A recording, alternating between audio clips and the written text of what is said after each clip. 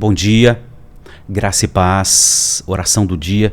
A quem você tem oferecido mais dinheiro, serviço e tempo?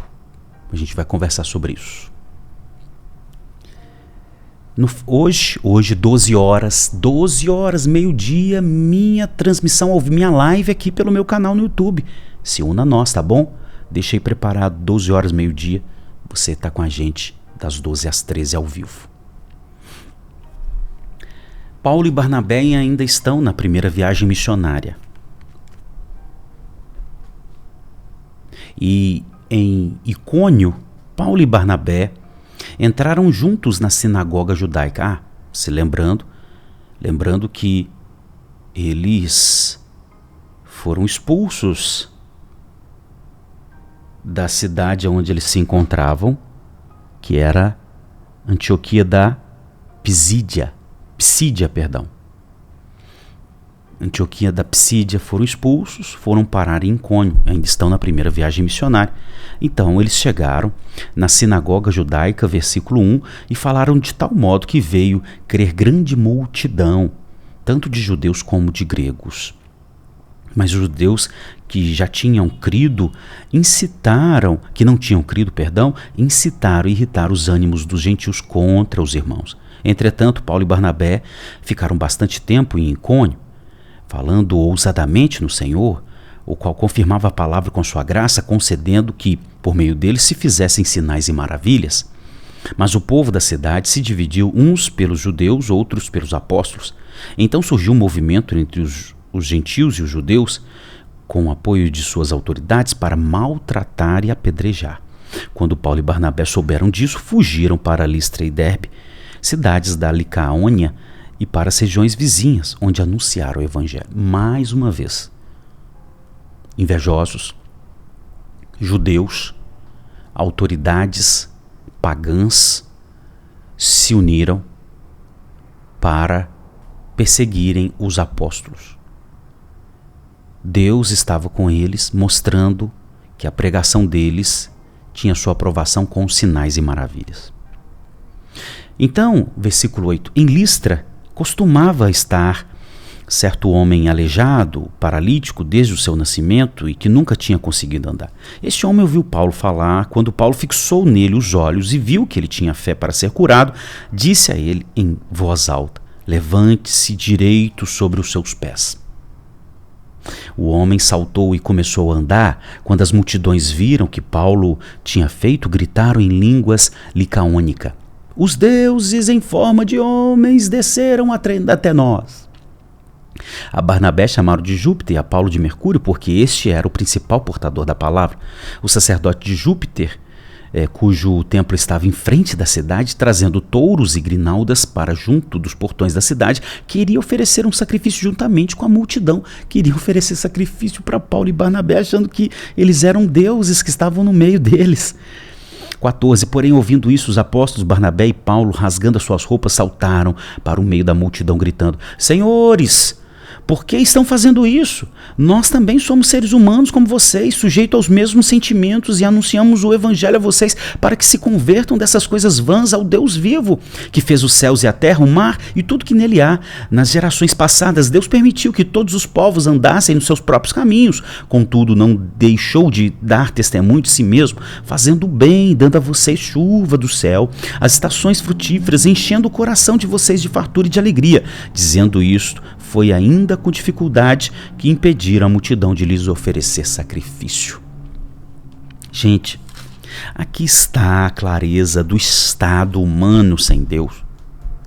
Guarde uma coisa no seu coração. Deus colocou em nós, isso aí vai dizer o sábio, o pregador de Eclesiastes 3:11, que Deus colocou em nós o senso de eternidade. A gente se sacia com as coisas eternas. E o que acontece com os seres humanos? Eles buscam saciar essas coisas eternas que estão lá no âmago deles, não indo ao Deus eterno, mas criando para si ídolos. E a prova disso é que os pagãos, eles tinham seus ídolos.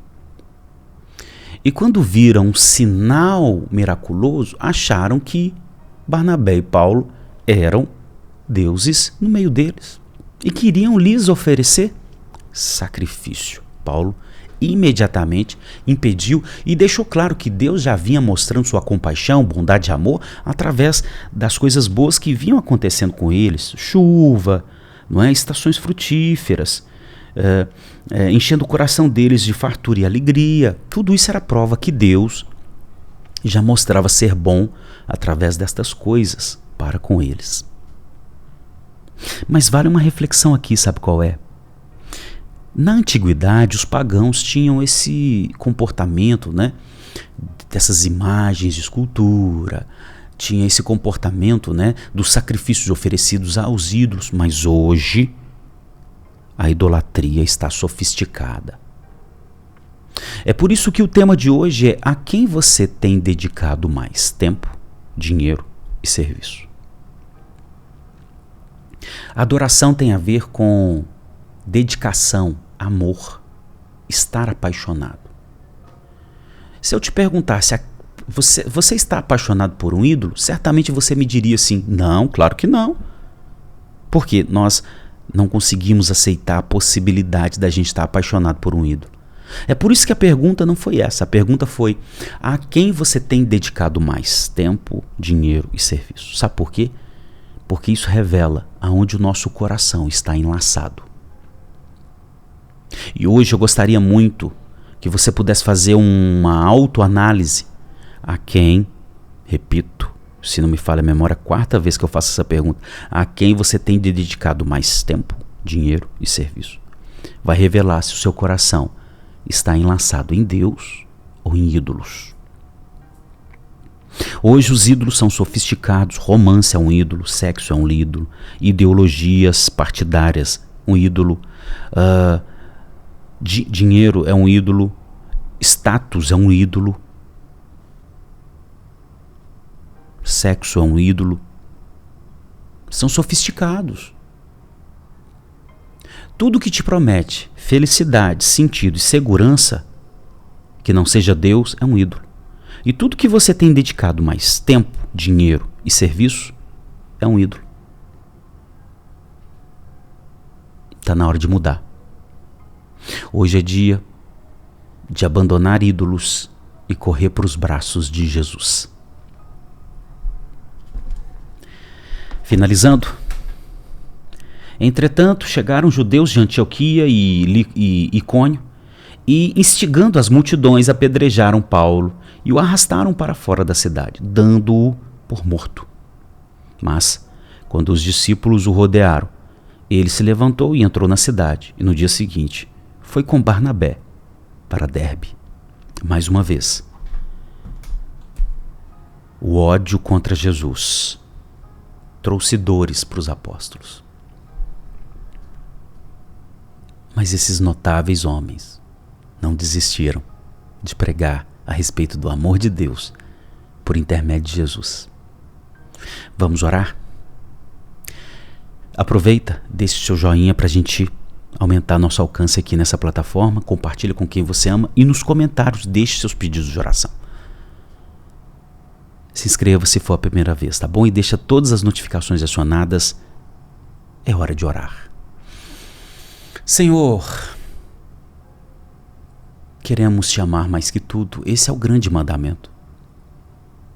Antigamente, ou na antiguidade, os ídolos eram rústicos.